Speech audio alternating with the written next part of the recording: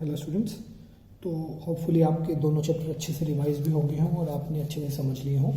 अब हम आपका थर्ड चैप्टर शुरू कर रहे हैं केमिस्ट्री का, जो है एटम एंड मॉलिक्यूल्स। तो देखो, हमने बहुत बात की थी कि मैटर क्या होता है, ठीक है। Anything that occupies space and have मास, उसको हमने मैटर बोल दिया था। अब क्या है, मैटर किस चीज़ का बना है। मैंने बताया था मैटर के और छोटे पार्टिकल्स होते हैं, एक होते हैं एटम और एक मॉलिक्यूल। तो मैटर जो है वो बना है एटम्स का और मॉलिक्यूल्स का। इन दोनों चीज़ों का मिलके क्या बनता है, मैटर बनता है। ये छोटे पार्ट्स, जैसे दीवार के अंदर ईंट होती है ना आपकी, वो क्या बोल सकते हो आप, उसका छोटा पार्ट है, उसके और छोटे पार्ट है। जो सबसे छोटा पार्ट होता है मैटर का, उसको बोलते हैं हम एटम। किसी टाइम तक ऐसे ही मान के चलेंगे हम, उसके बाद अगली थ्योरी देखेंगे क्या कहते हैं। तो एटम्स और मॉलिक्यूल्स हैं। अब देखो, दो चीज़ें कभी भी जुड़ती हैं तो कुछ रूल होते हैं, कुछ रिएक्शन होती है, रिएक्शन के भी कुछ रूल होते हैं। तो जो हमारी साइंस है केमिस्ट्री, इसमें हमारे लॉ ऑफ केमिकल कम्बिनेशन होता है। लॉ ऑफ केमिकल कम्बिनेशन क्या है कि भाई जब कोई भी केमिकल कंबाइन करेंगे तो वो किस रेशियो में, किस कैसे कंबाइन करेंगे।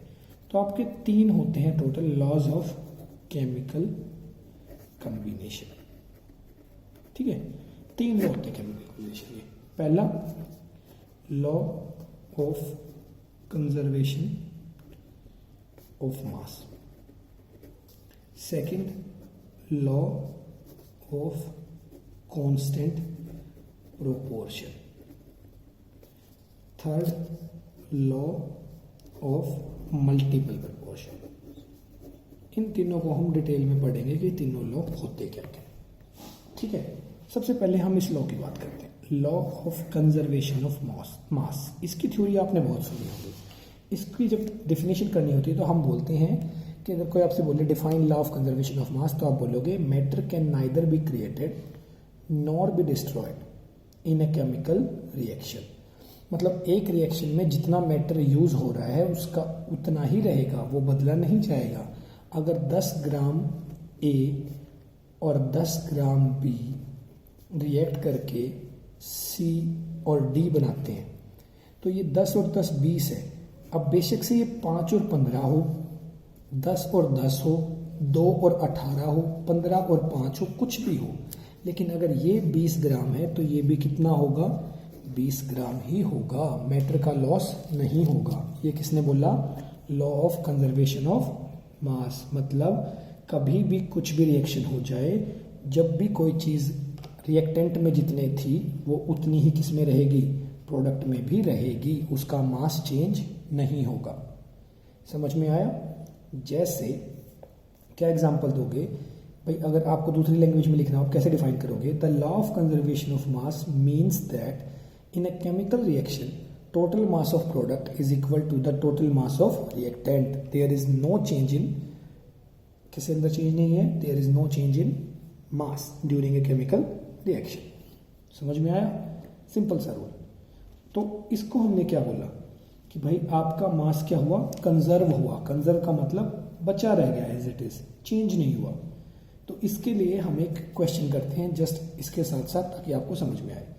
अब आपको क्या बोला गया है, एक कैल्शियम कार्बोनेट है CaCO3, इसको बोलते हैं कैल्शियम कार्बोनेट। ये डिकम्पोज होता है हीटिंग पे, उससे बनाता है CaO प्लस CO2। ये वो मिल्की वाली रिएक्शन थी ना हमारी, मिल्की बना देती है सॉल्यूशन को, सेम चीज़। हमें बोला गया कि जब ये 10 ग्राम था, ठीक है, कंप्लीटली, तो जो कैल्शियम ऑक्साइड मिला वो मिला 5.6 ग्राम। तो आप ये बताओ कार्बन डाइऑक्साइड कितनी निकलेगी।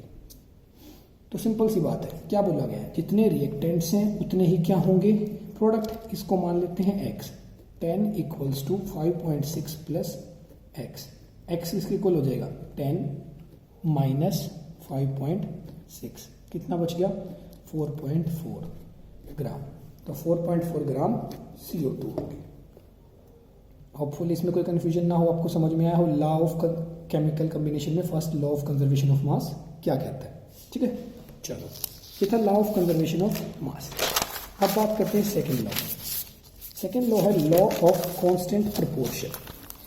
कांस्टेंट प्रोपोर्शन का क्या मतलब होगा, कांस्टेंट, कांस्टेंट का मतलब पता है, सेम जब कोई चीज रहती है, ठीक है।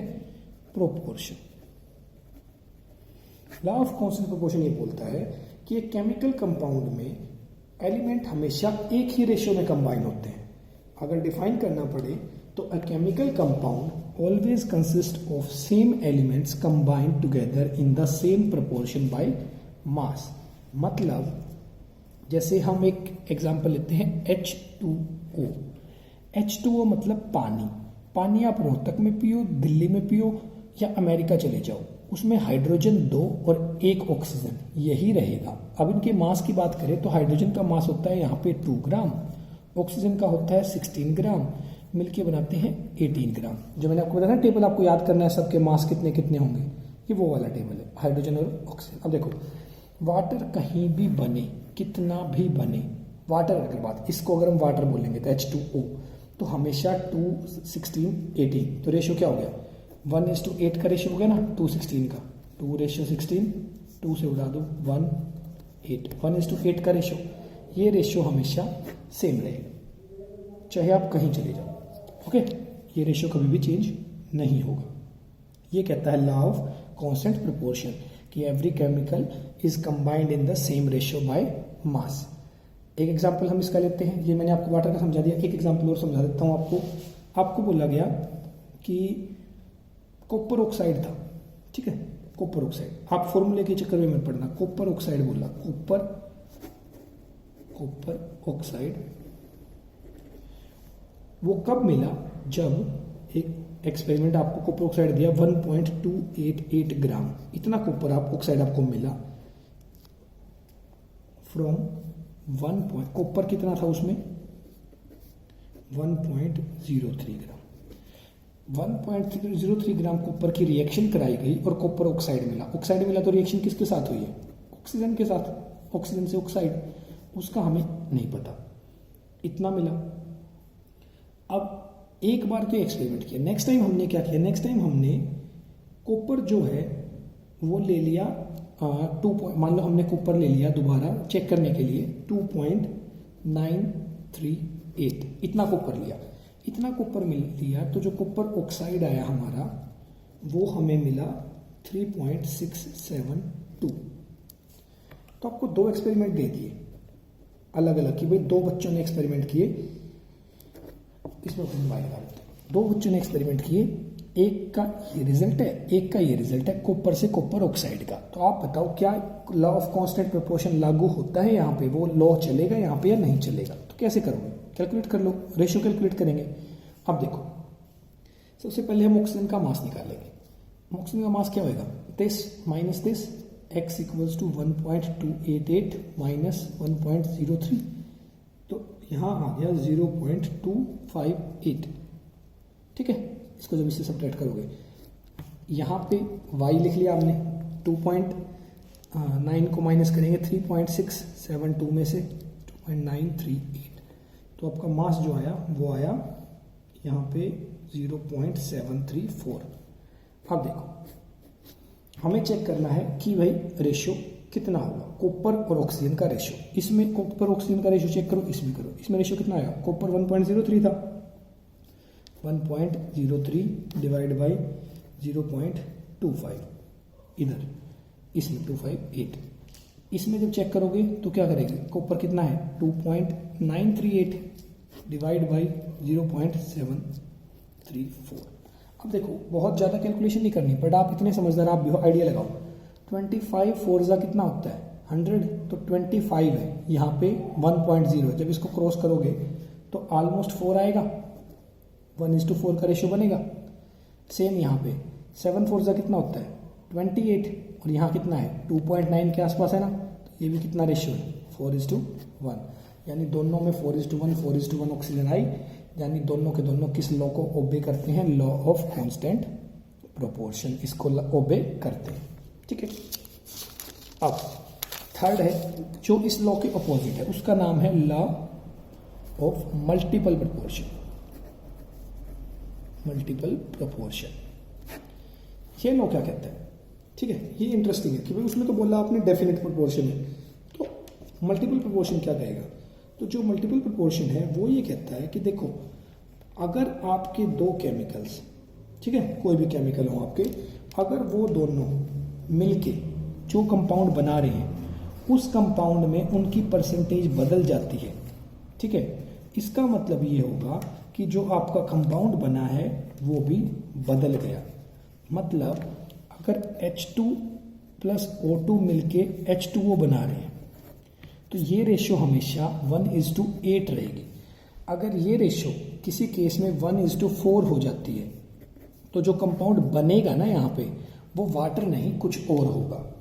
ये बिल्कुल सही होता है। क्यों?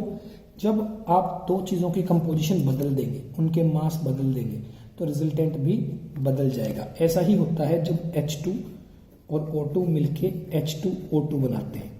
इसको बोलते हैं हाइड्रोजन परऑक्साइड। क्लीनिंग के काम आता है। अब ये वाटर नहीं रहा क्योंकि वाटर में H2O था, अब बन गया H2O2, तो रेशियो बदल गया। अब रेशियो कितना हो गया? 2:2। कितने का रेशियो आ गया? अब भाई ऑक्सीजन पहले कितने थी? 2 पे 1 यूज हो रही थी, करेक्ट। जो रेशियो आपने शुरू में निकाला था वो रेशियो कैसे निकाला था हमने कि भाई आपने हाइड्रोजन गैस की बात करी, वाटर के साथ कंबाइन कर रही थी, है ना। तो हाइड्रोजन गैस और जब वाटर कंबाइन कर रहे थे तो 1:8 का रेशियो था। अब जब कंबाइन कर रहे हैं तो 1:8 का रेशियो नहीं रहा। तब क्या था? जब इसको बैलेंस करके लिखोगे आप 2H2 प्लस O2 ऐसे था, तो 2H2 इज 4, O2 इज कितना? 16। लेकिन यहाँ पे क्या है? इसमें 4 हाइड्रोजन 1 ऑक्सीजन। यहाँ पे क्या हो गया? हर एक हाइड्रोजन के साथ हर एक ऑक्सीजन। H2 है तो O भी 2 है, तो क्या होगा? रेशियो आपका चेंज हो गया। जब भी आपका रेशियो चेंज होगा तो आप क्या करोगे? आपका कंपाउंड बदल जाएगा। तो लॉ ऑफ मल्टीपल प्रोपोर्शन वैसे आपके सिलेबस में इतना पार्ट नहीं प्ले करता, बट आपको बस याद रखना है कि लॉ ऑफ जो मल्टीपल प्रोपोर्शन है वो ये कहता है कि जब आपके रिएक्टेंट्स का रेशियो चेंज हो जाए तो आपका कंपाउंड का रेशियो भी चेंज हो जाएगा, तो आपका सेम कंपाउंड नहीं बनेगा।